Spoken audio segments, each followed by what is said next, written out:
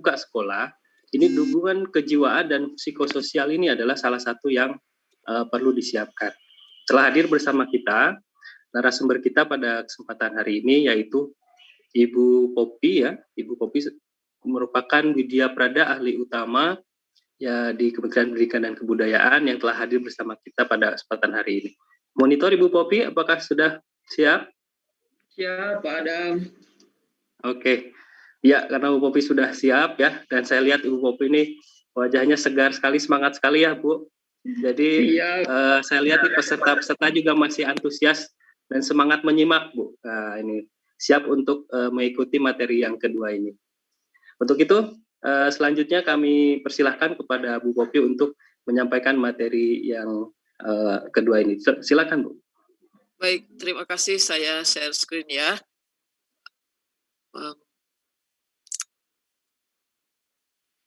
Ya, belum itu ya. Bentar. Belum di... Sudah, Bu. Ya, di slide show, Bu. Di slide show-nya belum. Bentar. Ya, oke. Kehalangan ini nih. Bisa F5, Bu? Ya. Oke, nah itu sudah. Ya, Bismillahirrahmanirrahim. Yang sama-sama kita hormati. Masih ada Bu Renani, Pak Yusuf, mungkin Pak Adib, dan juga moderator kita Pak Adam, serta Bapak Ibu, teman-teman yang peserta yang saya banggakan. Assalamualaikum warahmatullahi wabarakatuh. Waalaikumsalam warahmatullahi wabarakatuh. Selamat pagi, salam sejahtera bagi kita semua. Kita panjatkan puji syukur, alhamdulillah kita bisa bertemu walaupun lewat layar kaca ya, dan puasa tidak menghalangi kegiatan kita. Dan pagi ini kita akan bersama-sama menyimak, tadi sudah banyak yang disampaikan oleh Bu Renani. Nah, hal ini sekarang dikaitkan dengan dukungan kejiwaan atau psikososial saat pembelajaran tatap muka terbatas. Kenapa ini penting? Karena Bapak Ibu ya situasinya beda, namanya juga kita belum normal, jadi pasti ada harus ada dukungan kejiwaan dan psikososial yang harus kita pertimbangkan. Beberapa yang akan jadi pokok pembicaraan, yang pertama pandemi, dan ini mungkin sudah beberapa kali disampaikan, nanti tidak terlalu detail. Kemudian bagaimana penyesuaian kebijakan pendidikan, dukungan kejiwaan dan psikososial, dan yang terakhir adalah tugas dan tanggung jawab Satgas COVID-19 di satuan pendidikan. Yang pertama, ini data bukan yang terbaru, dan kalau dilihat per hari jumlahnya selalu lebih banyak. Saat ini kondisinya adalah 1 juta lebih. Dan bahkan mungkin kalau diupdate per hari ini akan lebih lagi kasus aktif dan sembuh dan meninggal. Insya Allah sangat dampaknya sangat besar. Dan kalau kita lihat dari peta, sini kelihatan resiko kenaikan mulai dari yang merah sekali, sedang, rendah, tapi ada titik-titik yang memang karena daerahnya mungkin sangat terpencil, tidak terdampak, dan ini ada di zona hijau, posisi aman. Nah, Bapak Ibu,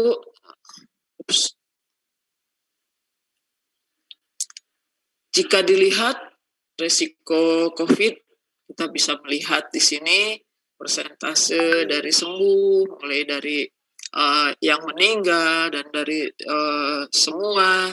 Saya pikir ini angka Bapak Ibu, dan harus kita perhatikan betul. Kenapa? Karena kita adalah orang-orang yang memberikan layanan, khususnya layanan pendidikan. Dan kalau bicara tentang pendidikan, sekolah, siswa, ini adalah jumlah yang sangat banyak.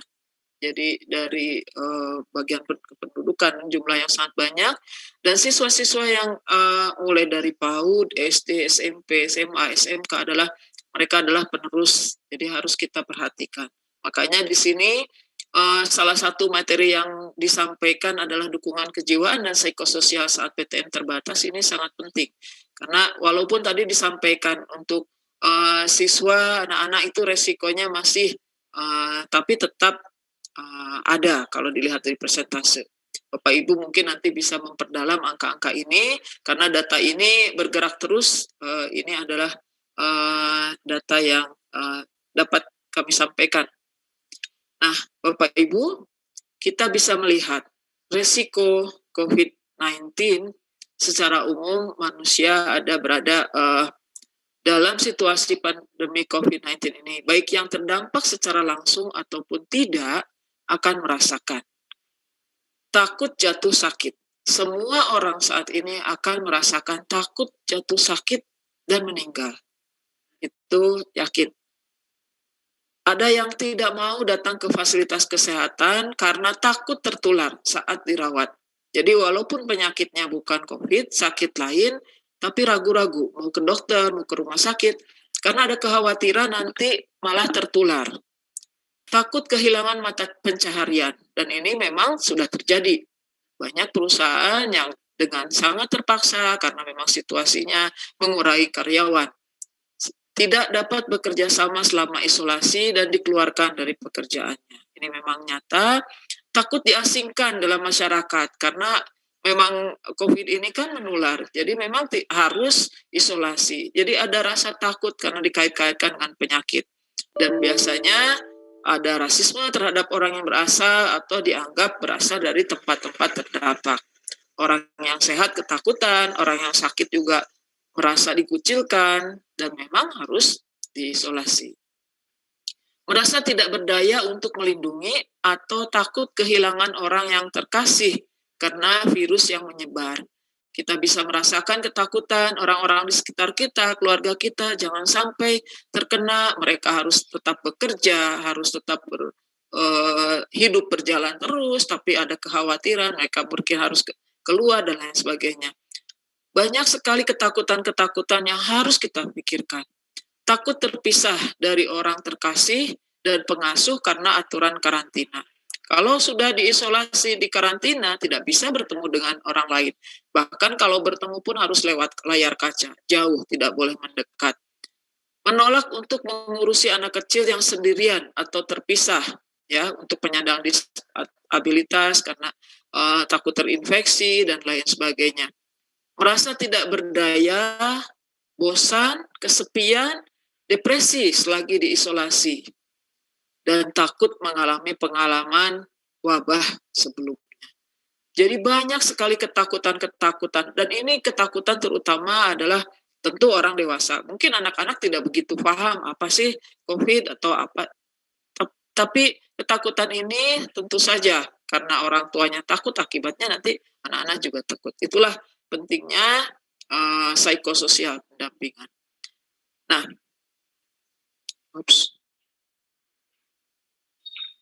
koneksi nggak bisa ya. Kemudian rasa takut kekhawatiran yang mendalam dan faktor penyebab tekanan yang terus ada di masyarakat selama wabah COVID-19 tersebut dapat menyebabkan konsekuensi jangka panjang kepada warga satuan pendidikan dan keluarganya. Seperti melemahnya hubungan sosial, dinamika lokal, dan ekonomi. Bapak Ibu kita melihat karena memang ada pembatasan-pembatasan, akibatnya terjadi dinamika ekonomi, dinamika lokal, hubungan sosial karena tidak bisa komunikasi, anak-anak biasanya ceria, bertemu dengan temannya, sekarang semuanya harus kita hentikan. Itulah melemahnya hubungan sosial. Masih bisa komunikasi seperti ini, tapi berbeda karena tentu kalau langsung akan lebih komunikatif. Stigma terhadap pasien yang selamat sehingga ditolak masyarakat. Karena walaupun dia sudah selamat, masih ada yang beranggapan, wah jangan-jangan masih ada virusnya, nanti kita tertular. Sehingga rasa ketakutan itu tetap ada. Kemungkinan timbulnya amarah dan permusuhan terhadap pemerintah dan tenaga garis depan. Bapak Ibu kita bisa melihat ada terjadi kesal, padahal mereka adalah tenaga kesehatan atau pemerintah, ada tenaga garis depan, tapi ada karena hal-hal yang tekanan-tekanan, yang ketakutan yang mengakibatkan timbulnya amarah. Kemungkinan ragu-ragu atas informasi dari pemerintah dan otoritas lain. Karena dunia sekarang ini kan banyak sekali informasi yang kadangkala informasi bukan yang sebenarnya, sehingga masyarakat ketakutan, padahal itu mungkin hanya hoax saja. Kemungkinan kambuhnya gangguan kesehatan jiwa dengan penyalahgunaan obat-obatan dan akibat negatif lain karena orang menghindari fasilitas kesehatan dan tidak dapat menjangkau tenaga kesehatan. Nah, ini juga sangat berbahaya karena tidak berani ke rumah sakit, tidak berani ke dokter karena takut tertular, akhirnya penyalahgunaan obat-obatan. Dan ini akan mengakibatkan terhadap gangguan kesehatan jiwa. Ini sangat berbahaya. Nah,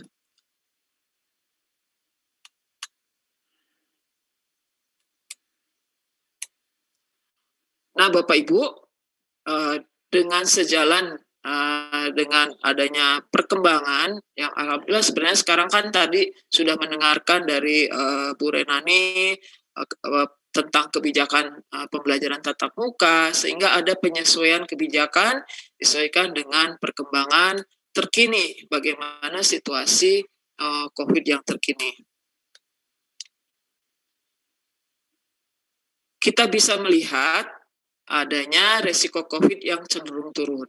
Apalagi sebagian tenaga kependidikan sudah mendapatkan vaksin, kita yang di kementerian juga sudah mendapatkan vaksin, ada yang sudah 2, ada yang baru 1 kali, tapi ini sudah sehingga resikonya sekarang sudah mulai menurun. Nah, dengan adanya resiko menurun itu, maka ada penyesuaian kebijakan pendidikan. Prinsip kebijakan pendidikan di masa pandemi, prinsip yang paling utama yang harus kita pegang adalah kesehatan dan keselamatan. Jadi tadi kita mendengar, walaupun PTM sudah bisa dilaksanakan, sekolah wajib membuka kesempatan, tapi tetap prinsip utama adalah kesehatan dan keselamatan.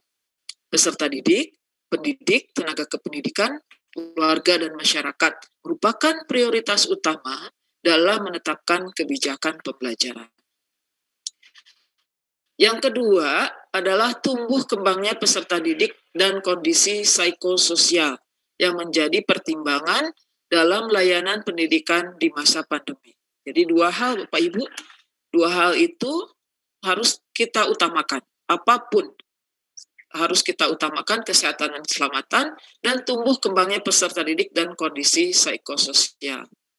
Nah, kita flashback sebentar, mulai pada saat pandemi ini terjadi di Februari, sehingga pada bulan Maret tahun 2020 mulai ada kebijakan tentang bagaimana penyesuaian kebijakan pendidikan untuk situasi seperti ini.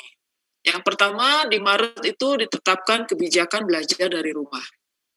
Kemudian pembatalan ujian nasional yang rencananya ujian nasional memang tidak ada tahun 2021, tapi karena situasi COVID, maka tahun 2020 pun ujian nasional tidak ada. Kemudian PPDB juga tidak mengumpulkan siswa dan orang tua. Semuanya dilaksanakan dengan menggunakan jaringan. Optimalisasi penyedia teknologi pembelajaran daring dan penyediaan kuota gratis untuk PDR. Sehingga di situ ada juga realokasi anggaran untuk kegiatan belajar dari rumah melalui TVRI. Karena tidak semua bisa dijangkau dengan layanan internet, maka kita optimalkan dengan memanfaatkan rumah belajar dengan TVRI. Nah, pada bulan Maret sampai April 2020, kita punya 15.000 relawan COVID nasional untuk media dan tracing dan penanganan kesehatan. Kemudian Dikti mengalokasikan anggaran untuk RS Pendidikan, PTN, dan PTS dalam penanganan COVID. Kemudian peluncuran portal guru berbagi, karena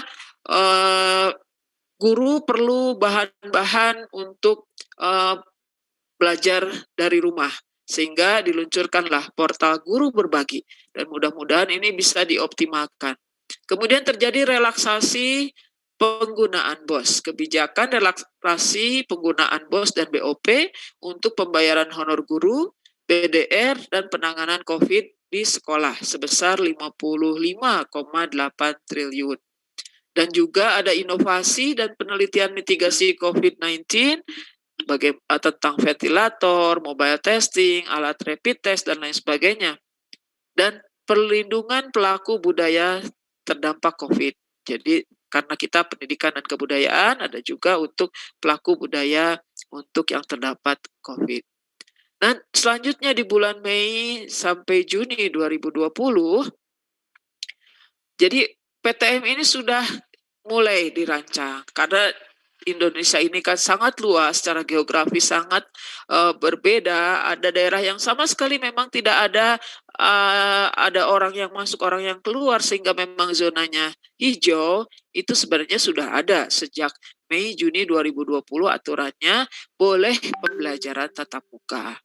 Dan juga ada bantuan uang kuliah tunggal untuk 410.000 mahasiswa.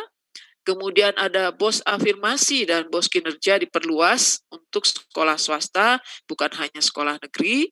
Jadi tidak ada dikotomi negeri ataupun swasta. Kemudian ada serial webinar adaptasi pembelajaran di masa COVID yang diselenggarakan oleh Direktorat Jenderal GTK dan juga Paudikdasmen, Vokasi, dan Dikti. Dan pertunjukan daring dan program rekan pandemi bisa dilihat. Nanti Bapak Ibu mungkin pada waktu istirahat atau setelah kegiatan ini dicoba dibuka website-website itu ya. Kemudian pada bulan Juli sampai Agustus 2020, ada kebijakan bahwa satuan pendidikan di zona hijau dan kuning diperbolehkan pembelajaran tatap muka. Karena tidak semua juga bisa dijangkau dengan internet, jadi kalau memang daerahnya hijau ataupun kuning dan tetap menjaga prokes, dimungkinkan untuk pembelajaran tatap muka. Kemudian ada peluncuran kurikulum dalam kondisi khusus. Kita masih ingat ada peluncuran kurikulum dalam kondisi khusus, ada relaksasi juga. Kemudian pemberian modul pembelajaran bagi PAUD dan SD, dan pemberian bantuan kuota. Nah, jadi sejak Juli Agustus di semester ganjil itu ada pemberian bantuan kuota untuk peserta didik, guru, mahasiswa, dan dosen dari September sampai Desember. Dan bantuan sosial penanganan COVID-19 untuk sanitasi, PHBS, dan alat pelindung diri. Kemudian di bulan September sampai Desember, edukasi 3M di seluruh satuan pendidikan, pembuatan media, kemudian ada 5.600 mahasiswa KKN tematik untuk penanganan COVID, dan ada 5.625 duta mahasiswa edukasi perubahan perilaku, dan pemberian kewenangan penuh pada Pemda untuk perizinan PTM. Jadi kalau pada awal-awalnya tergantung dari zona, dan ini masih dilihat dari Satgas COVID, tapi pada September dan Desember itu kewenangan penuh pada Pemda. Silahkan Bapak Ibu di Pemda yang paling tahu kondisi di daerah masing-masing. Jika aman, jika hijau, tentu dengan catatan, banyak catatan termasuk yang tadi disampaikan oleh Bu Renani, ada yang harus di-checklist, mana-mana yang harus diterapkan, termasuk dalam perjalanan siswa tidak terdampak dan lain sebagainya. Jadi sangat ketat. Nah, kemudian setelah PTK divaksinasi, ini kebijakan yang sekarang, setelah seluruh PTK ini divaksinasi, mulai Maret 2021 sampai sekarang, secara lengkap pemerintah daerah mewajibkan satuan pendidikan untuk menyediakan layanan PTM terbatas dengan tetap menerapkan protokol kesehatan dan pembelajaran jarak jauh. Jadi ini mewajibkan untuk memberikan layanan PTM dan juga pembelajaran jarak jauh. Jadi dua-duanya ya. Nah, berdasarkan SKB 4 Menteri tanggal 30 Maret tahun 2021 tentang vaksinasi PTK dan panduan penyelenggaraan pembelajaran.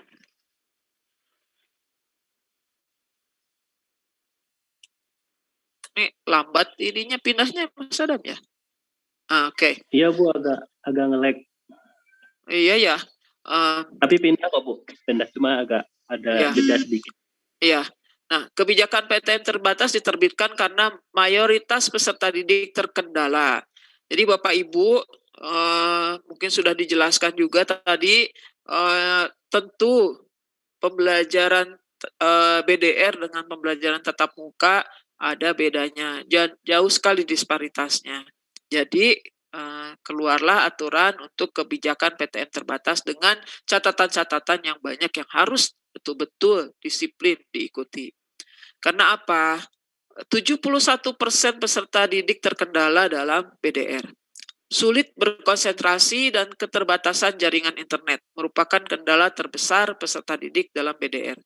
Sulit berkonsentrasi paling banyak, Bapak Ibu, 75%. Kemudian keterbatasan jaringan internet, kita memang secara geografis Indonesia sangat luas, secara geografis sangat berbeda kondisinya dan lain sebagainya. Dan kurang bersemangat. Bapak Ibu mungkin kalau jam-jam pertama sama seperti kegiatan ini, kalau masih di bawah jam 12 ini kita masih bisa fokus, siswa juga sama. Kalau di atas jam 12 mungkin ya sudah, atau kalau terus-terusan juga mungkin menyimak akhirnya kurang bersemangat. Dan kesulitan berkomunikasi dengan guru, walaupun layanan seperti ini kita bisa berkomunikasi, tapi tentu berbeda dengan pada saat tatap muka di mana kapan saja guru bisa bertanya, siswa bertanya, antar siswa atau siswa dengan guru dan sebaliknya. Kemudian keterbatasan pengetahuan orang tua. Bagaimanapun orang tua yang mendampingi tentu harus mengikuti dan memahami, padahal tentu sangat berbeda keterbatasan pengetahuan orang tua. Belum mampu mengoptimalkan media, ya banyak sekali sumber-sumber, tapi mungkin karena memang guru kita belum semuanya siap dengan kondisi seperti ini, dengan memanfaatkan teknologi sehingga tidak semua mampu mengoptimalkan media. Bahkan ada yang tidak memiliki perangkat TIK. Nah ini kondisinya. Nah sekarang dampak BDR berkepanjangan selama pandemi COVID bisa kita lihat. Yang pertama, putus sekolah. Ya, karena situasi ekonomi, dampak dari COVID ini kan banyak sekali. Kesehatan tentu nomor satu, ekonomi, sosial, banyak sekali. Salah satunya adalah karena orang tua mungkin ada yang kena PHK dan lain sebagainya, atau pendapatan berkurang, akhirnya anak harus bekerja. Resiko putus sekolah dikarenakan anak terpaksa bekerja, ya karena memang usianya anak harusnya belajar, tapi karena kesulitan ekonomi akhirnya anak dipaksa untuk bekerja untuk membantu keuangan keluarga di tengah krisis pandemi ini. Kemudian penurunan capaian belajar, ya tadi karena situasi belajar dari rumah kadang tidak terkontrol, kadang terganggu konsentrasi, rasa bosan dan sebagainya, akhirnya terjadi penurunan capaian belajar. Kesenjangan capaian belajar adalah salah satunya adalah perbedaan akses dan kualitas selama pembelajaran jarak jauh dapat mengakibatkan kesenjangan capaian belajar, terutama untuk anak dari sosial ekonomi yang berbeda. Kemudian, dengan penurunan capaian belajar tadi terjadilah learning loss. Jadi studi, dan ini bukan hanya studi yang dilaksanakan oleh kita, bahkan UNICEF menyampaikan dari hasil studi menemukan bahwa pembelajaran tatap muka menghasilkan pencapaian akademik yang lebih baik dibandingkan dengan BDR. Dan tadi yang anak putus sekolah ada terjadi juga orang tua masih tidak bisa melihat peranan sekolah dalam BDR karena ada yang menyampaikan, ngapain kalau anaknya belajar di rumah, apa peranan sekolah? Padahal kan sekolah tetap, guru menyiapkan materi, memberikan layanan, dan sebagainya. Tapi tidak terlihat karena dilakukan, pembelajaran dilakukan di rumah. Dan akibat lainnya Bapak Ibu ada juga terjadi kekerasan pada anak dan risiko eksternal. Kekerasan yang tidak terdeteksi. Tanpa sekolah, banyak ya anak yang terjebak di kekerasan rumah tanpa terdeteksi oleh guru. Bapak Ibu, karena akibat sosial terjadinya dampak sosial, mungkin ada kekerasan karena rasa depresi dan lain sebagainya, akhirnya anak yang kena. Dan ini tidak terdeteksi karena kan di rumah, jadi tidak kelihatan. Bahkan ada resiko eksternal. Ketika anak tidak lagi datang ke sekolah, terdapat peningkatan risiko untuk pernikahan dini, eksploitasi anak terutama perempuan dan kehamilan. Dan ini Bapak Ibu bukan ngarang. Dalam salah satu rakor ada dari Dinas saya tidak sebutkan dari dinas mana, yang menyampaikan ada anak yang bahkan masih SMP terjadi kehamilan. Ini karena tidak sekolah.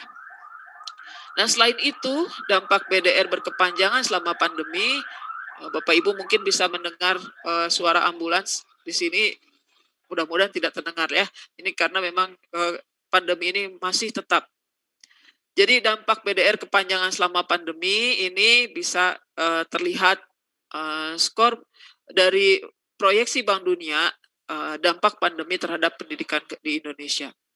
Skor PISA peserta didik Indonesia yang memang skornya juga di bawah ya Bapak Ibu. Kita sering mendengar skor PISA anak-anak kita di bawah, dan karena terjadinya learning loss itu bisa turun dari 371 hingga 350. Pendapatan peserta didik Indonesia setelah mereka lulus diperkirakan menurun. Tadinya kita sudah bisa melihat proyeksi peserta didik kita, tapi karena situasi ini bisa menurun. Proyeksi ini dapat karena proses pembelajaran yang kurang dapat menyebabkan keterampilan peserta didik berkurang dan akan berujung nantinya pada penurunan produktivitas dan penghasilan. Jadi banyak sekali rentetan dampak-dampak dari ini. Nah, karena hal ini, maka kita perlu dukungan kejiwaan dan psikososial. Apa itu dukungan kejiwaan dan psikososial? Mungkin kalau Bapak Ibu yang di daerah bencana seperti tahun lalu kita ada bencana di Palu dan lain sebagainya, kita sering memberikan bantuan psikososial untuk anak-anak kita. Ini juga memang pandemi ini merupakan bencana juga. Nah, dukungan jenis apapun dari luar, ini apa sih dukungan kejiwaan dan psikososial itu? Ini adalah dukungan jenis apapun dari luar atau lokal yang bertujuan untuk melindungi dan meningkatkan kesejahteraan psikologis atau pencegah serta menangani kondisi kesehatan jiwa dan psikososial. DKJPS ini dipakai berbagai pihak untuk merespon kondisi kedaruratan maupun bencana, yang salah satunya adalah pandemi COVID-19. DKJPS ini mengintegrasikan pendekatan biologis, psikologis, sosiokultural di bidang kesehatan, sosial, pendidikan, dan komunitas, serta menekankan perlunya pendekatan-pendekatan yang beragam, saling melengkapi dari berbagai profesi dalam memberikan dukungan sosial. Jadi keilmuannya ini dari biologisnya ada, psikologisnya ada, sosiokulturalnya ada. Kenapa? Karena tentu pendekatan sosiokultural diperlukan karena kita perlu mengetahui latar belakang sosialnya seperti apa, kulturalnya seperti apa, bagaimana cara penanganan atau pendekatan yang dilakukan bidang kesehatan, sosial, dan lain sebagainya. Nah, piramida intervensi DKJPS bisa kita lihat seperti ini. Ya, semakin bermasalah tentu akan perlu semakin tinggi. DKJPS dalam situasi kedaruratan mengedepankan berbagai tingkatan intervensi agar diintegrasikan dalam kegiatan respon pandemi. Tingkatan ini disesuaikan dengan spektrum kebutuhan kesehatan jiwa. Jadi ada beberapa spektrum dan sesuai dengan kebutuhannya dan digambarkan dalam piramida intervensi seperti ini. Mulai dari mempertimbangkan aspek sosial, aspek budaya dalam layanan dasar hingga memberikan layanan spesialis untuk orang-orang dengan masalah kesehatan jiwa yang lebih spesialis lagi. Jadi untuk hal-hal yang mungkin masih tidak terlalu dirasakan oleh orang-orangnya, mungkin masih dalam advokasi layanan dasar yang aman, yang dapat diterima dan melindungi harga diri. Tapi semakin tinggi masalahnya, tentu harus sampai pada layanan spesialis yang diberikan oleh spesialis kesehatan jiwa, perawat atau bahkan psikolog atau psikiater, ya. Ini karena dampak-dampak tadi. Jadi semakin berat tentu harus semakin oleh orang yang ahlinya. Nah, dampak yang paling ringan di piramida yang paling bawah, pertimbangan sosial dalam layanan dan keamanan dasar adalah advokasi layanan dasar yang aman, yang dapat diterima di masyarakat dan melindungi harga diri. Ini yang paling simpel. Kemudian untuk memperkuat dukungan masyarakat dan keluarga, maka mengaktifasi hubungan sosial, ruang ramah anak yang mendukung, dan dukungan tradisional dari masyarakat. Kemudian dukungan non-spesialis terfokus orang ke orang. Ini sudah mulai menyempit orang ke orang. Kalau tadi masih dalam masyarakat, keluarga, semakin tinggi dengan antara face to face orang per orang. Layanan kesehatan jiwa dasar oleh dokter layanan kesehatan primer, dukungan emosional dan praktis dasar oleh kader kesehatan. Semakin tinggi permasalahannya, maka harus diberikan layanan spesialis yang diberikan oleh layanan kesehatan jiwa oleh spesialis. Kesehatan jiwa bisa perawat kesehatan jiwa, psikolog atau psikiater atau yang lainnya yang memang memiliki kemampuan. Prinsip utamanya adalah jangan menyakiti. Jadi ini perlu sangat kehati-hatian karena mereka yang perlu mendapatkan layanan ini sangat sensitif. Jadi jangan sampai menyakiti yang akhirnya akan lebih memperparah. Jadi jangan menyakiti, menjunjung hak asasi manusia dan kesetaraan, menggunakan pendekatan partisipatif, meningkatkan kapasitas yang ada, sumber daya dan kapasitas yang ada, dan menjalankan intervensi berlapis, tentu saja memerlukan dukungan yang terintegrasi.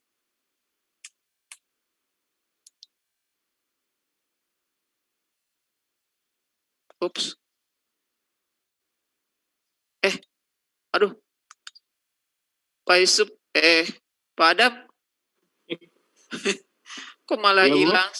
Kok malah hilang? Mungkin bisa di-share ulang, Bu. Gak apa-apa. Share dari sana aja deh, Pak Adam kalau gitu. Nah, ini sudah. Oke. Ya, malah ininya juga ya share aja, saya nggak bisa lihat lagi. Oke, baik Bu. Ya. Bentar, ininya bisa di stop dulu, silakan Bu. Oke, saya stop dulu ya. Lanjut dari sana. Sambil lanjut aja Bu, silakan. Ya.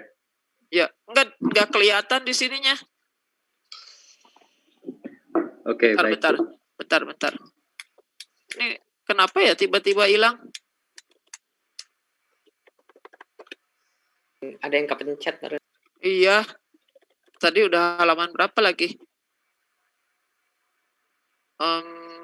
Pengertian piramida. Oke. Udah bisa di-share dari sana aja, Pak Adam? Saya sambil ya sudah bisa di-share ya? Oke. Ya, siap. Ya. Tapi sayanya nggak lihat, ya udah nggak apa-apa. DKJPS untuk peserta didik ya sekarang ya. Enggak ada ya. Ada, Pak Adam bisa di-share di sana? Ini yang kelihatan Bu ini. Baik Bu, sedang diusahakan Bu. Oh, belum ya? Belum. Saya sambil bicara aja ya. Jadi DKJPS untuk peserta didik dalam kondisi pandemi, ini sambil Pak Adam share, saya jadi kita di halaman 18 ya.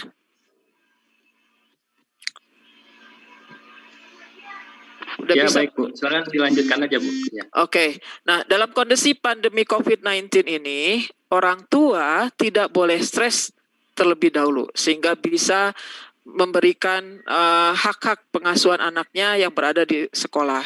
Jadi seperti kita pakai pesawat terbang, pada saat ada ini peringatan kan kita harus diberitahu bahwa pasang dulu untuk orang tua sebelum ke anak. Jadi ini juga sama.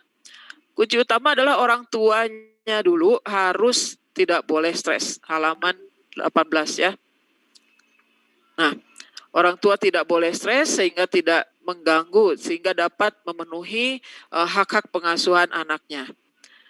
yang berada di usia sekolah, terutama di jenjang PAUD. Nah, kebetulan saya sekarang sedang di Jayagiri, di PAUD ini sangat penting ya, karena anak-anak kecil ini kan tidak bisa menyampaikan apa-apanya. Jadi orang tua tuh harus tidak boleh stres. Kreativitas orang tua dalam berinteraksi juga mempengaruhi mental anak-anak untuk tetap ceria, bersedia bergaul dengan orang sekitarnya. Padahal tadi kan dampak dari COVID ini bisa terjadi PHK dan lain sebagainya. Orang tua itu kan sebenarnya dalam tekanan, tapi mereka tidak boleh stres. Orang tua ketakutan, tapi tidak boleh memperlihatkan ketakutannya. Karena mungkin nanti akan berinteraksi, akan menjadi apakah kesal, marah, atau murung, dan lain sebagainya. Itu akan sangat berdampak, sehingga orang tua itu perlu tetap menjaga. Orang tua juga didorong untuk menggunakan kata-kata positif dalam menjelaskan situasi terkait pandemi, sehingga anak-anak tidak merasa stres karena tidak aman. Walaupun yang disampaikan ini berbahaya, tapi tentu penyampaiannya harus dengan bahasa yang simple, yang mudah dipahami. Lingkungan berikutnya adalah sekolah. Anak dari rumah sudah diberi penjelasan, kemudian yang berikutnya adalah sekolah. Guru sebagai lingkungan paling dekat di luar orang tua berperan penting dalam menjaga psikososial peserta didik. Kehadiran guru yang aktif menyapa, baik daring ataupun luring, akan membuat peserta didik merasa terus diperhatikan. Guru harus terus menjalankan perannya secara profesional, personal, dan sosial. Padahal mungkin gurunya juga stres, gurunya juga ada rasa kekhawatiran terhadap diri sendiri, terhadap keluarga, terhadap lingkungan. Nah, tapi tetap guru harus menjalankan perannya secara profesional, personal, dan sosial. Di sini guru dituntut untuk adaptif dalam mengantarkan materi edukasi dan stimulasi terhadap peserta didik dan memanfaatkan teknologi. Next. Next ya. Nah, dukungan psikososial ini selanjutnya adalah dari masyarakat. Jadi tadi yang paling kecil dari keluarga, kemudian setelah keluarga adalah dari sekolah, dan yang selanjutnya adalah dari masyarakat. Seiring akses informasi yang mudah, masyarakat luas memiliki peran untuk menyebarkan informasi positif tentang COVID-19. Tantangannya sangat berat karena ada hoax dan lain sebagainya. Jadi kita perlu juga melakukan edukasi terhadap masyarakat. Informasi yang salah turut mempengaruhi psikologis orang tua atau pengasuh, sehingga dapat berdampak pada pola pengasuhan anak yang berada di usia sekolah. Peran berikutnya yang diemban adalah pemerintah sebagai otoritas pembuat kebijakan.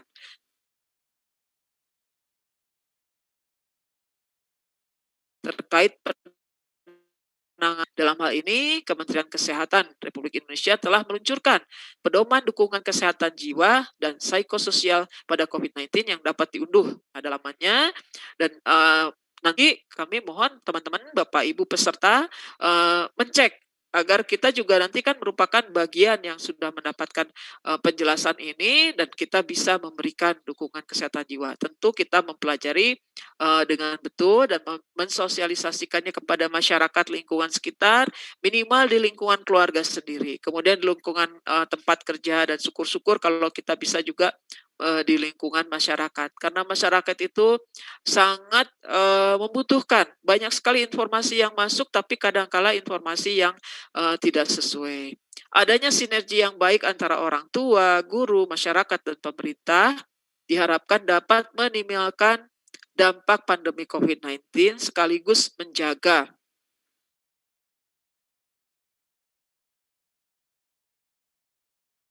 dan peserta didik mendapatkan layanan psikososial. Next. Nah, yang terakhir kalau tidak salah adalah tugas dan tanggung jawab Satgas COVID-19 di satuan pendidikan.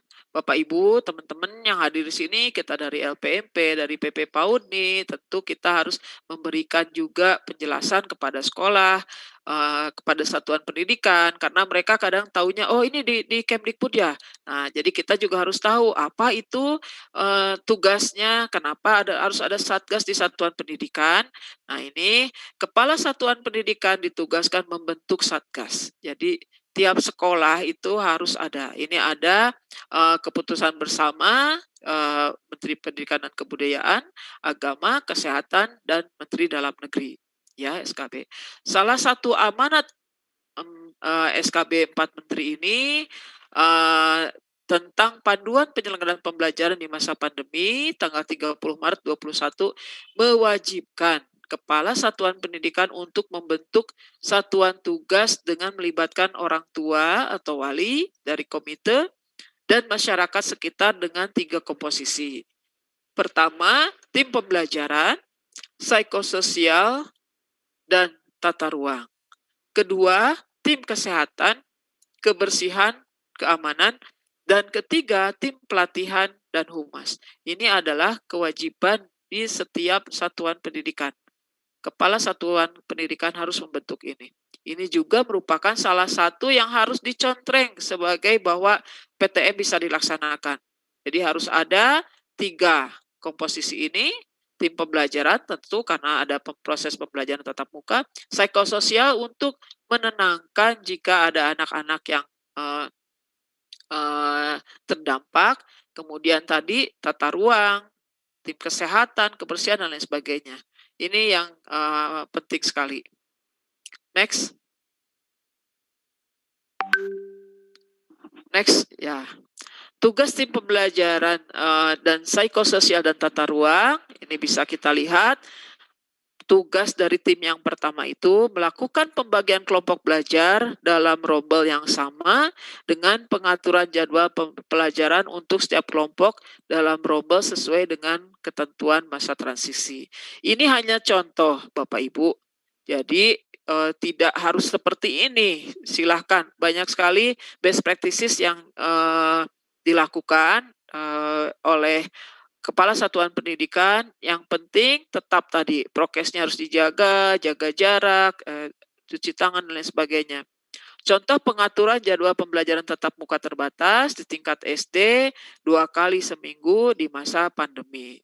Jadi ini ada kelasnya, kemudian ada harinya. Ini contoh kalau 6 hari, jadi PTM, siapa yang PTM, kelas mana yang PTM, misalnya Senin PTM kelas 1, kemudian ada yang Kamis yang lainnya, kemudian yang lainnya PJJ.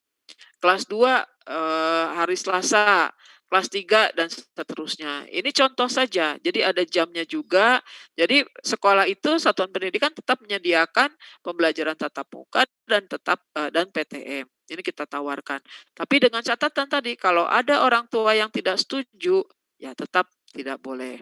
Ini contoh ya Bapak Ibu, nanti bisa kita geser tentu saja apakah silahkan saja, yang jelas ini merupakan contoh, paling tidak sudah ada loh. Dan banyak sekali best practices sekolah-sekolah bagaimana pengaturannya. Sehingga anak itu di sekolah tetap bisa jaga jarak karena tidak satu kaligus masuk semua, jamnya juga berbeda, harinya juga berbeda. Nah tentu ini perlu kesiapan guru untuk mengatur bagaimana pada saat pembelajaran tatap muka, bagaimana tetap dalam memberikan layanan PJJ. Next. Nah, tugas tim pembelajaran psikososial dan tata ruang yang selanjutnya adalah melakukan pengaturan tata letak ruangan dengan memperhatikan. Kan ada Bapak Ibu kalau SD berapa jaraknya, SMP, SMA. Jarak antar orang duduk dan berdiri atau mengantri minimal 1,5 meter dan memberikan tanda jaga jarak antara lain pada ruang kelas, kantin, tempat ibadah, lokasi antar jemput, ruang pendidik, kantor, tata usaha, di setiap ruangan. Intinya di setiap ruangan. Sekarang kalau kita ke swalayan atau ke bank itu sudah ada garis-garisnya. Nah, itu pula yang harus diterapkan di sekolah. Dan harus selalu diingatkan kepada anak-anak. Mungkin kalau jangankan anak-anak, orang dewasa pun kadangkala lupa tidak melihat garisnya. Apalagi anak-anak mungkin karena keasikan bertemu dengan temannya main. Nah, ini harus betul-betul disosialisasikan dan dilaksanakan. Kecukupan ruang terbuka dan saluran udara untuk memastikan sirkulasi yang baik.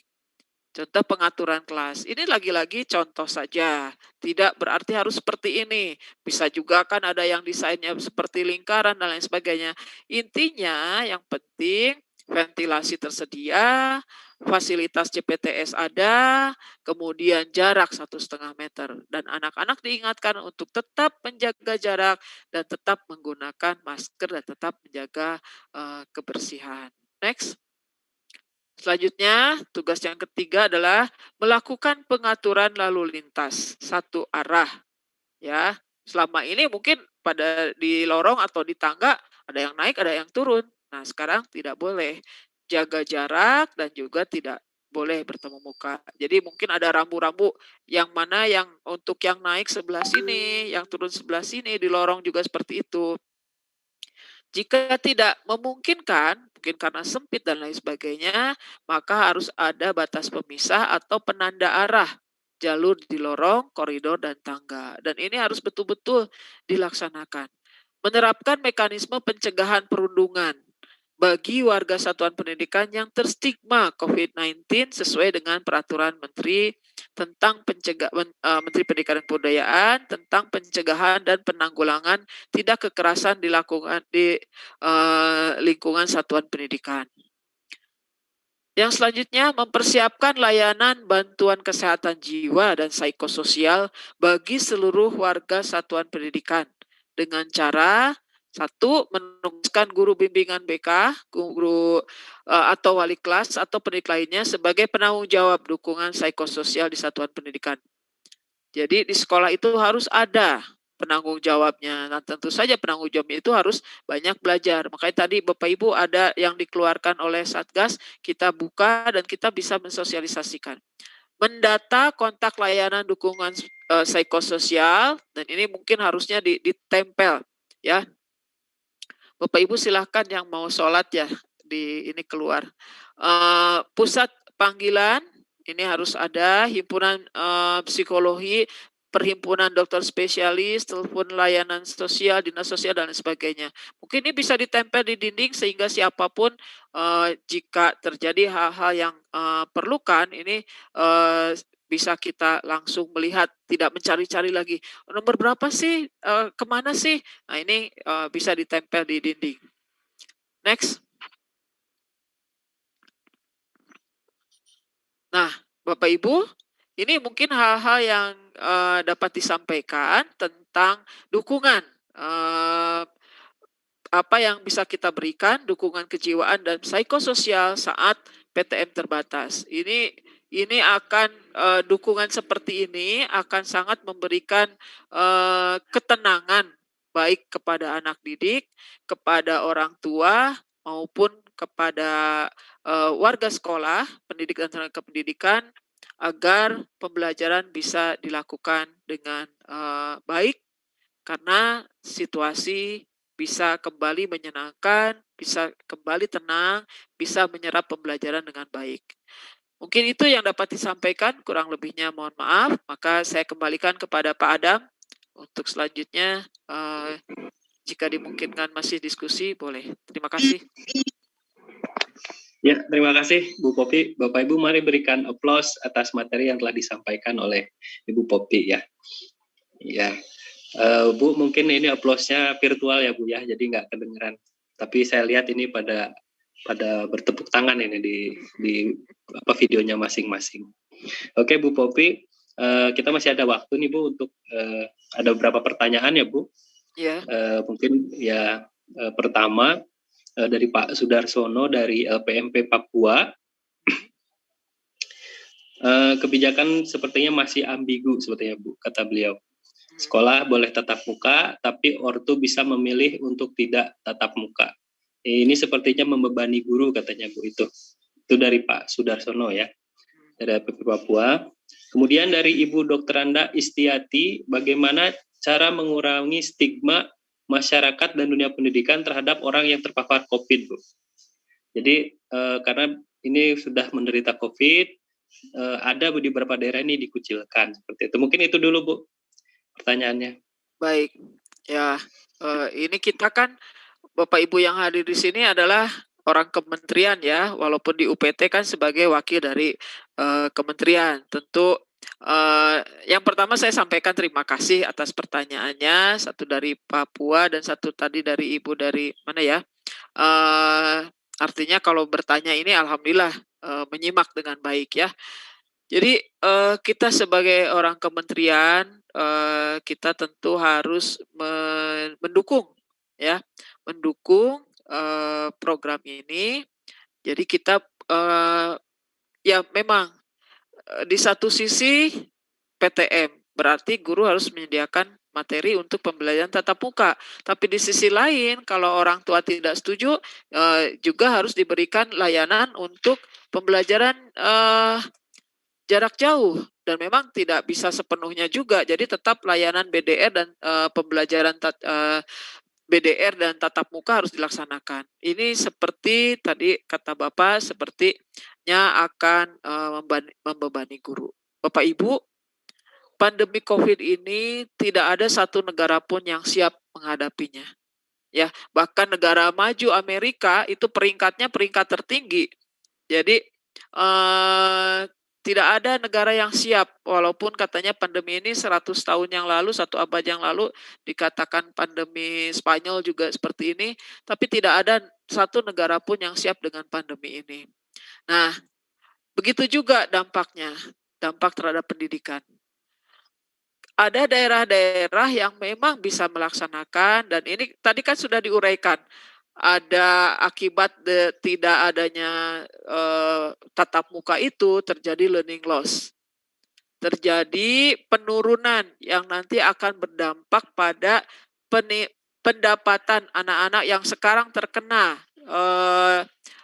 dampak akibatnya COVID ini, nanti keterampilannya berkurang sehingga nanti mereka juga akan terjadi learning loss dan lain sebagainya. Jadi kebijakan pembelajaran tatap muka ini memang tetap harus kita sediakan.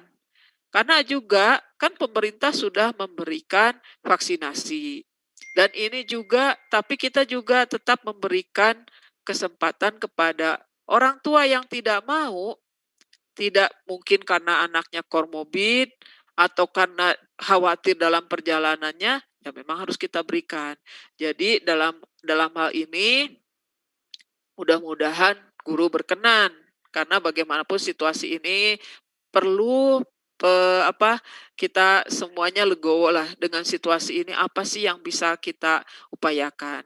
Jadi sebenarnya kalau pembelajarannya, materinya kan hanya satu, hanya ini bisa dilakukan dengan daring, bisa dengan Zoom, atau bisa juga dilakukan, jadi pada saat guru dalam kelas, itu bisa juga langsung Zoom juga. Jadi bisa direkam. Itu mungkin yang bisa kita sampaikan kepada para guru. Jadi karena tadi dampaknya tadi akan adanya learning loss sehingga anak-anak tidak mendapatkan kesempatan. Ada juga dampak sosial yang berkepanjangan dan lain sebagainya. Jadi kesempatan tatap muka ini tetap harus dilaksanakan. Tapi kita juga tidak menutupi jika orang tua ada kekhawatiran lain sebagainya, dan kita tetap menyediakan. Jadi untuk guru-guru, mudah-mudahan Bapak Ibu guru tetap semangat. Banyak sekali sumber-sumber yang bisa diperoleh untuk memberikan inspirasi, memberikan resource sebagai sumber bagi Bapak Ibu untuk menyelenggarakan pembelajaran baik tatap muka maupun dengan BDR. Satu, yang kedua tadi bagaimana ya untuk mengurangi stigma, yaitu ibu yang positif Bu katanya. Ya, supaya stigma yang negatif itu hilang ya. Nah tentu Iya, kan betul. ya ini teman-teman semua di sini kan hadir dan sudah mendengarkan, dari nanti juga akan ada tambahan informasi. Jadi kita belajar dulu. Nah tadi kan ada website yang bisa kita cek bagaimana untuk membantu memberikan dukungan kejiwaan dan psikososial saat PTM terbatas dan lain sebagainya. Ada websitenya, kita pelajari. Tentu saja kita yang pertama kita sendiri juga harus mengutamakan kesehatan dan keselamatan.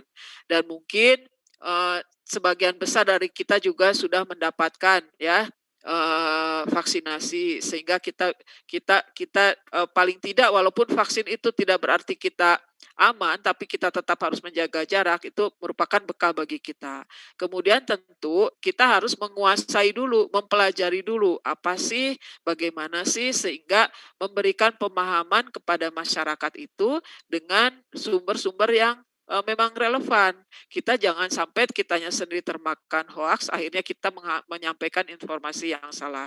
Kalau kita belum yakin bahwa kita bisa memberikan layanan kepada masyarakat, memberikan penjelasan kepada masyarakat, ya jangan dulu. Lebih baik kita belajar, dan dengan kesempatan ini Bapak Ibu kan banyak sumber-sumber tadi, website-website yang bisa memperkaya kita semua untuk memahami bagaimana memberikan dukungan psikososial. Apalagi setiap satuan pendidikan harus menyediakan 3 tadi ya, 3 unsur tadi. Nah, berarti kita yang ada di LPMP atau di PP PAUDNI atau di PP dan BP PAUDNI harus memahami betul, sehingga kita bisa mengawasi, bukan mengawasi, mencek ya. Karena kan banyak sekali nih yang harus di checklist, apakah di sekolah sudah ada tim itu, tim yang memberikan dukungan psikososial atau tidak. Nah, kita mempelajari dulu apa sih dan bagaimana. Jadi, kalau orangnya sudah sembuh, kita tidak akan menularkan. Tapi kita tidak bisa bicara seperti itu karena kita bukan orang kesehatan, atau kita pelajari dulu yang sebenarnya. Jadi tentu saja stigma-stigma itu di awal tadi kan sebagai background sudah dijelaskan. Padahal tentu tidak semuanya seperti itu. Jadi Bapak Ibu silakan buka websitenya, dipelajari dengan betul, harus bagaimana dan seperti apa itu dipelajari dengan betul. Itu saja. Terima kasih. Oke, baik. Ibu, ini ada waktu 2 menit lagi, Ibu. Siap. Ini ada pertanyaan dari Ibu Rimayanti, bagaimana bentuk kegiatannya untuk penguatan psikososial ini di satuan pendidikan, Bu? Terus dari Pak Insan, PMP Maluku Utara, apabila misalkan di sana vaksinnya masih belum banyak, terus kemudian positif rate-nya masih 30%, dan masih ada ketakutan untuk menyekolahkan anak-anak. Ini harus seperti apa katanya, Bu? Oke, itu. Baik, tadi bagaimana kegiatannya ya? Contoh, ya, contoh. Jadi kalau saya suka menyampaikan gini, misalnya kita sebagai guru, COVID-19 ini bisa dijadikan sebagai materi pembelajaran. Sambil kita mengedukasi siswa, sambil kita juga sesuai dengan bidang studi yang kita ajarkan. Misalkan dari segi matematika, kita ajarkan perkembangannya, ya kan menyebarnya bagaimana. Di situ mungkin ada perkalian, ada penambahan dari statistiknya. Nah, tapi tentu saja disesuaikan dengan usia siswa. Nah, kalau untuk mengurangi, kalau dilihat dari psikososialnya, ya kita bisa membuat agar anak itu kan mungkin anak tidak paham, apalagi kalau anak PAUD. Cucu saya aja kalau disuruh pakai masker tuh, kalau dibilang itu nanti akan ini, baru dia ketakutan. Ya mungkin ini bahasa pendekatannya. Jadi jangan sampai pakai masker itu menakutkan. Ya, mari anak-anak kalau misalnya ini PAUD ya, atau SD, kita buat yuk masker yang lucu-lucu, kemudian kita tempelkan sambil kita memberikan pendekatan bahwa kita harus menggunakan masker. Kan kita saja orang dewasa kadang-kala merasa, aduh pakai masker kan nafas kan tidak seperti kalau dibuka ini. Saya karena sendiri tidak pakai masker. Nah, kalau anak-anak mungkin ketakutan, kenapa sih, kan mereka punya bayangan kenapa sih harus pakai masker dan lain sebagainya. Tapi kalau dengan bahasa yang menyenangkan, kita beri penjelasan, ayo maskernya kita buat hiasan-hiasan, itu merupakan pendekatan-pendekatan psikososial sehingga anak-anak tidak merasa ketakutan, tapi kita memberikan penjelasan, memberikan dorongan, penguatan pentingnya memakai masker. Tapi karena merasa maskernya dibuat lucu, dibuat menyenangkan itu. Nah, kemudian kalau untuk yang lebih dewasa mungkin kalau ketakutan-ketakutan akan terjadinya, apalagi kalau anaknya di rumahnya juga orang tuanya stres akibat kena PHK dan lain sebagainya, kan di rumahnya aja sudah stres, nanti masuk sekolah juga dengan segala ketakutan. Ya kita beri penjelasan, anak-anak, kenapa kita harus jaga jarak? Karena kita tidak boleh. Nah, kenapa kan anak-anak mungkin nggak ngerti kenapa sih sekarang kan jadi mereka tuh kayak kalau dulu kan kita punya makanan, ayo berbagi. Sekarang berbagi tidak boleh. Saling menggunakan bermain yang bola yang sama-sama dipegang tidak boleh. Nah, itu kan sebenarnya banyak sekali hal-hal yang tidak boleh yang akan menakutkan. Tapi kita tentu memberikan penjelasan dengan nyaman. Dan kita juga memberikan bahwa mungkin orang tuanya anak itu kena COVID, tapi anaknya tidak dan sekarang orang tuanya sembuh. Kita harus memberikan penguatan agar anak itu merasa percaya diri karena anak itu mungkin dikucilkan oleh temannya. Padahal anak itu sehat, orang tuanya sudah sehat. Nah, kita berikan dukungan, kita mengakui menerima anak itu di sekolah dan bersama-sama bersosialisasi dengan temannya dengan cara tetap menjaga protokol kesehatan. Jadi kita berikan penguatan, tapi tentu saja tetap menjaga prokes. Jadi berikan suasana yang menyenangkan, tapi tetap yang mengedukasi tentang kesehatan dan keselamatan dan juga kesehatan jiwa supaya anak tidak ketakutan. Nah, kemudian pertanyaan dari Bapak yang tadi, bagaimana kalau kondisinya masih banyak yang positif, belum kena belum tervaksinasi, baru sedikit yang tervaksinasi. Kan ada aturannya Pak tadi yang harus di checklist. Kalau masih positif, masih merah, ya itu tidak boleh. Jadi PTM itu kan dikatakan PTM-nya terbatas. Kenapa dikatakan terbatas? Karena banyak hal yang harus dipenuhi dulu agar sekolah PTM itu bisa dijalankan. Kalau dikatakan tidak terbatas, kan bisa kapan saja PTM itu dilaksanakan. Tapi ini catatannya PTM terbatas dengan tetap menerapkan protokol kesehatan, bahkan di sekolahnya juga harus ada satgas. Kalau tidak ada satgas, ya tidak bisa. Nah, tapi sekolah harus mengupayakan. Jangan, memang tidak ada satgas sehingga tidak dibuka-buka. Padahal kondisinya sudah aman. Nah, ini harus terintegrasi antara pemerintah.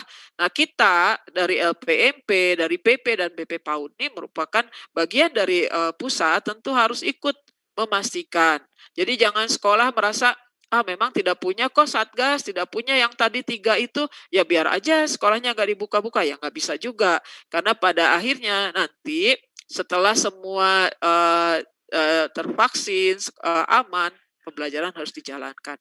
Mungkin itu, Pak Adam, ada lagi yang belum sepertinya sudah ya.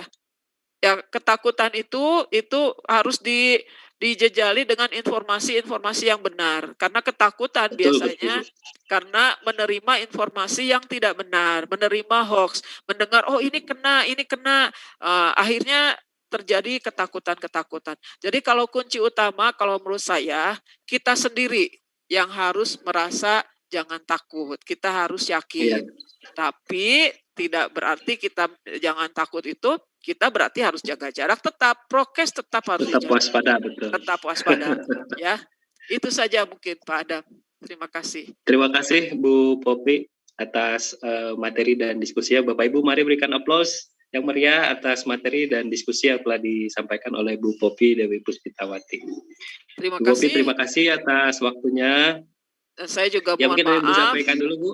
Ya, saya hanya mohon maaf apabila dalam penyampaian materi ini ada hal-hal yang kurang berkenan, tapi intinya Bapak Ibu, kita sendiri harus tetap menjaga prokes, kemudian kita harus mendapatkan informasi yang benar dari sumbernya. Jangan terpengaruh oleh sumber-sumber yang tidak jelas. Jadi bagaimana kita bisa memberikan dukungan psikososial kalau kitanya sendiri ketakutan, kitanya sendiri mendapatkan informasi yang tidak benar. Jadi cari informasi yang benar. Dalam kesempatan ini Bapak Ibu mendapatkan sumber-sumber yang relevan, silahkan dipelajari, silahkan dikomunikasikan, dan nanti Bapak Ibu menjadi suatu sekumpulan orang-orang yang sudah mendapatkan ilmu yang banyak dan mungkin best practice yang banyak, sehingga nanti Bapak Ibu bisa menjadi bagian dari pejuang-pejuang yang mengatasi pandemi ini dan memberikan layanan terbaik bagi siswa-siswi kita. Wabillahi taufiq wa hidayah. Wassalamualaikum warahmatullahi wabarakatuh. Waalaikumsalam warahmatullahi wabarakatuh. Terima kasih Bu Popi, Bapak Ibu. Dengan demikian telah berakhir sesi kedua dari materi kita pada kesempatan kali ini. Dan Bapak Ibu silahkan kalau mau merenggangkan dulu ya, merenggangkan dulu pinggangnya, mungkin udah duduk dari tadi gitu ya, dilurus-luruskan dulu. Saya mau menganjurkan minum tapi kita sedang puasa ini Bapak Ibu ya, jadi silakan Bapak Ibu yang bisa. Yang tidak sedang puasa boleh. Ya, yang tidak sedang puasa bisa untuk istirahat sejenak terlebih dahulu. Dan Bapak Ibu di sini juga, nah kalau tadi kita sudah bersama Ibu Renani dan juga dengan Bu Popi dari Kementerian Pendidikan dan Kebudayaan. Selanjutnya ini kita ada dari Kementerian Kesehatan dan Kemendagri Bu, seperti itu, yang akan menyajikan materi di sesi selanjutnya. Insya Allah untuk sekarang ini yang akan menyampaikan terlebih dahulu adalah dari Kementerian Kesehatan ya. Nah di sini yang akan dipandu oleh moderatornya Bapak Billy Antoro dari Sedijen Paudidas dan Dikmen. Bapak Billy, apakah sudah monitor, sudah bergabung sama kita? Ya, sejak tadi bergabung Mas Adam.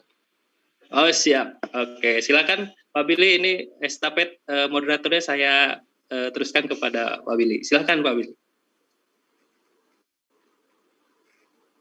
Baik, terima kasih Mas Adam.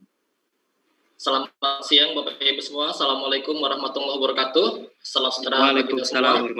Sudah 3 materi ya, sudah kita lewati dari pagi sampai siang ini. Mudah-mudahan Bapak Ibu semua masih sehat, masih kuat dan bertahan ya, tetap jaga protokol kesehatan di tempat masing-masing.